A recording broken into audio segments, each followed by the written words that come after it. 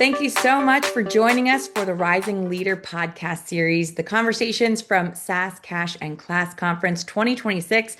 I'm Sarah Strackhouse. I'm so excited to introduce you to Joanne Brooks, who is the founder of Navigate Biz. Joanne, thank you so much for joining us. Oh, my pleasure. This is exciting times leading up to this conference, and there's the color of the ladies in Yeah, this absolutely. conference. Mind blowing. Yeah. It's going to be so exciting, and so many people are going to be able to watch this after and watch the Yes. replay of everything, which is fantastic. But I want to hear a little Yes. bit more about you and about your Thank you. background. It's exciting, and it was so fascinating reading up more on you. Can you tell us a little bit more about what you do and how you started your company? Yeah, thank you. I appreciate those kind words. Yeah. Well, I'm based in Australia, if you haven't picked it from my accent at this point. So I will be dialing into the conference virtually. I would love to hop on a plane, but it's not possible. But to answer your question, I've been an entrepreneur for nearly 30 years.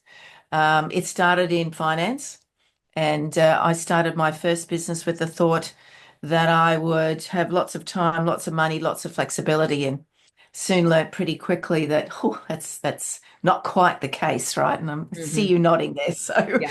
um, thankfully, I had a great mentor who picked me up and said, "Joanne, what the heck are you doing? You know better."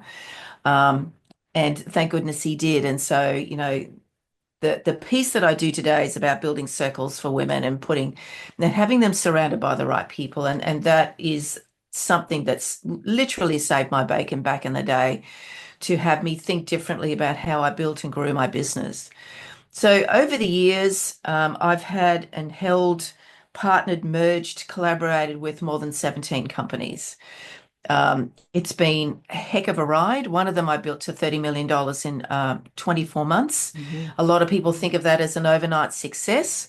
No, it was not. It took me a good 30 years prior to that to work out all the things that I need to have in place.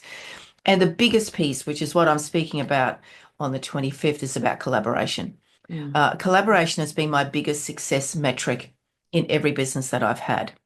And that was how I built a $30 million business. It was my businesses have always had a foundation of education. It's something that I'm deeply passionate about. Today, I work consult into education companies, and I also, another stream is to work with the women who are attending this conference. Potentially, they've got an established business, they're already on the speaking circuit of someplace or looking to. They've written a book or they've been involved in an anthology.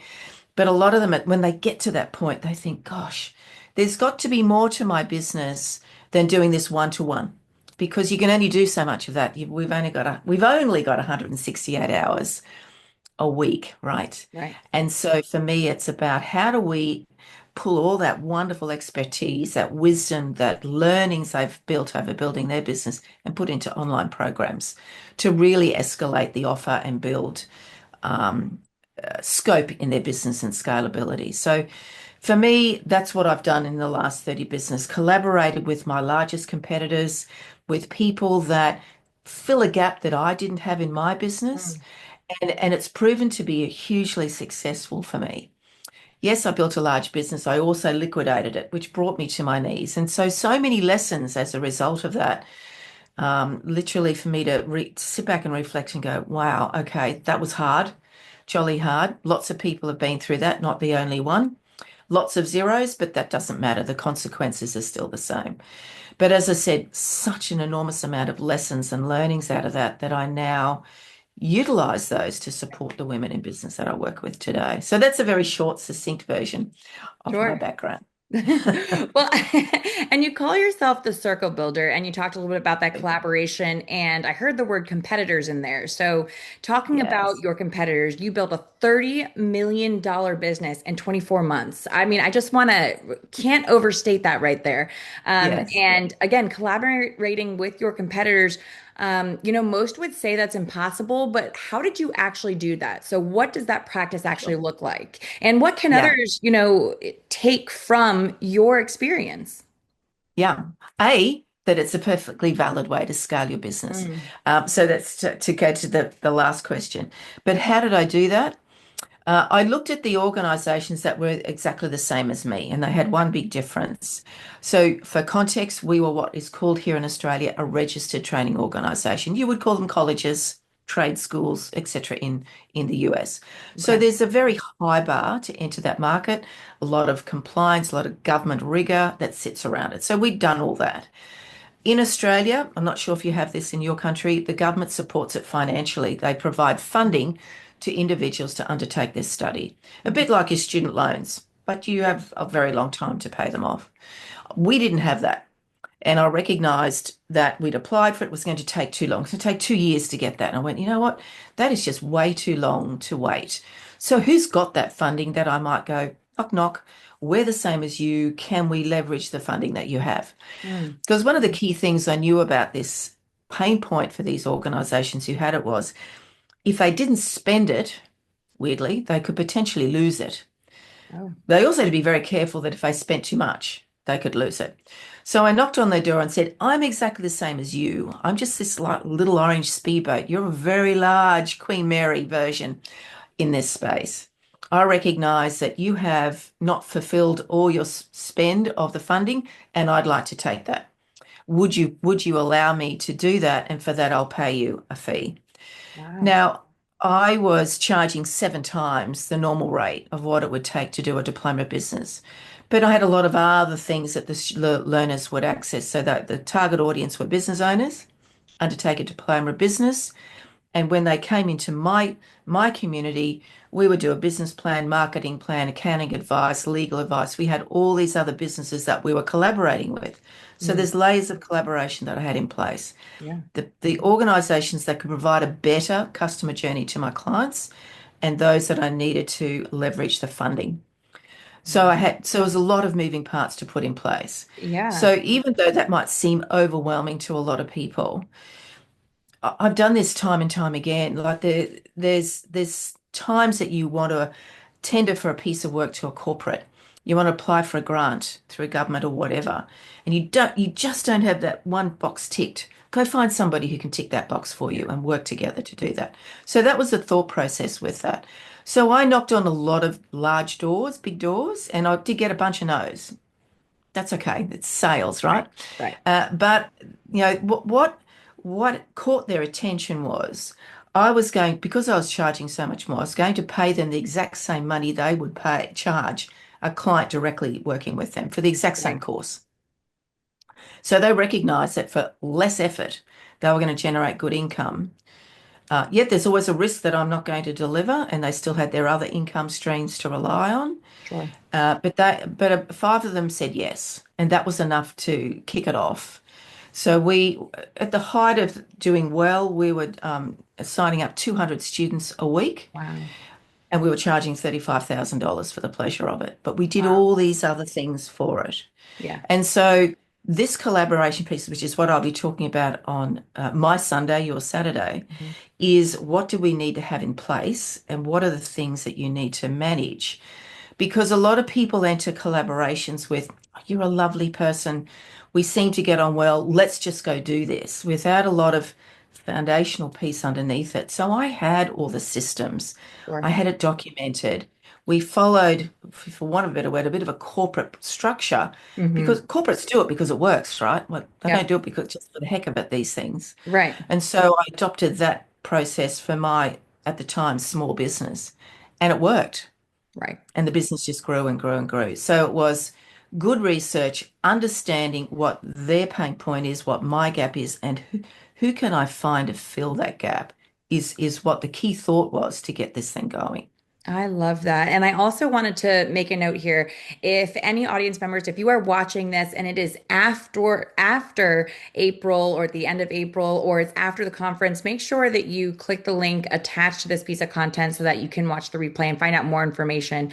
But I Yeah. do want to follow up to something you said there. So you talked about circles over competition. Everything you're doing Yes, talks about collaboration and working together and correct. finding that creative way to be team players, which which I Yes, clearly you have as a life and business philosophy, it would seem. And yes, I've yes. watched some of your other talks and really seen you show up. You show up consistently with that idea. Can you tell Mm. us why you believe that that's so key to growing business, especially for women in business? Yeah. And particularly now, we are Yeah, all being exposed to the conflict that's happening in the Middle East, right? And we have got to find ways to to be able to continue to turn up and build right. sustainable business. So for me, the population of this earth is large enough that there's enough business for everybody Yeah. to achieve our goals. So I want women in business just to not even use the word of competition, to Mm, go, you do, like there's so many people that come to me and they're coaches and they do similar things, but there's always a nuance that's just a little bit different. sure. Everyone has What their can you do? niche. I know, right? Yeah. Sometimes it takes some women in business to define what is that niche, and that's Mm, part of the entrepreneur's journey as they start. yeah. And I used to do that piece of work, but I want to work with the women who go, I know precisely what I do. Mm, I know what it is and who is my niche. Great.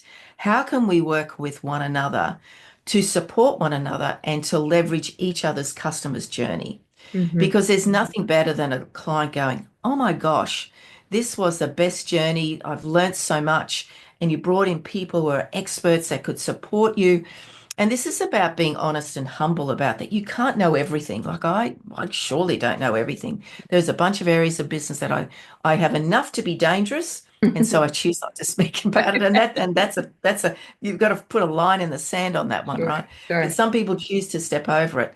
But why not bring in somebody who can escalate you and make you look amazing and reciprocally when you step into their business? Mm, So it's just shifting and switching the frame of mind, and it's putting these circles together.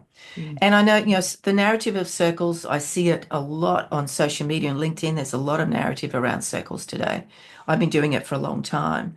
But circles are a millennia old concept, right? We sat Right. around a campfire outside the cave sitting in circles, supporting one another, keeping an eye out for the baddies that came and all that sort of stuff, right? Right, It's right. something that we just get that Sure. resonates with Yeah. us. I And for me, circles is a place of safety, comfort, collaboration, good conversations, hold each other accountable, have permission to go, actually, have you thought about this? Challenge you on that. Wow, that's amazing. Let's celebrate this together. It's doing this deliberately and not unconsciously and complacently. I love that. And it's helping each other and really working together because we can all learn Yes. from each other's experiences. I mean, Oh, you so have can. 30 years of experience, 17 companies, you've had 7-year liquidation process. What is the thing that you know now that you wish someone had told you at the very beginning? Can you drop some knowledge on those watching?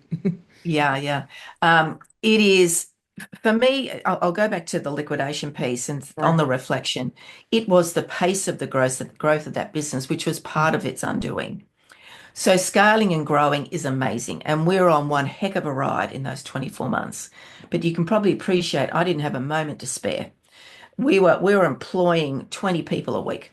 Wow. That's a huge task in itself, just to keep up with the pace. So pace is an incredibly important thing. So that is such a key lesson for me. Hmm. Yes, grow and scale. And not everybody wants 30 million. Maybe they want to list on the stock exchange. Maybe they simply want sufficient to put their kids through private school or to be able to have the lovely home or whatever the goals are. It doesn't matter. It does not matter how many zeros are on that, but it's got to give you goosebumps and it's got to get you up in the morning, right? Hmm. It's got to give you a little bit of butterflies, Yeah. but do watch the pace. As I said, the pace was the undoing because what it took my mind away from was all the little micro moments that were coming undone in the layers. And that was part of the reason that this fell apart. Hmm. As I said, hard lesson, but I'm not the only one who's learnt these sort of lessons. Time and time again, we hear of people who are hugely successful and they talk about the things that went wrong. Right. One of the things that I've noticed is, as we are going through that, and many times since, people will say to me, yeah, yeah, I went through that. And I go, so how do I not know about this? It was Hmm. such a shameful thing, Joanne. Really? It was? Why? Did you do something wrong? Well, no. So why is it shameful? Yeah, So, I think that the mindset of business failure sure. is something that we need to work on because none of us are perfect. Right. These are all sent to us to improve us. There's always the silver lining as we hear.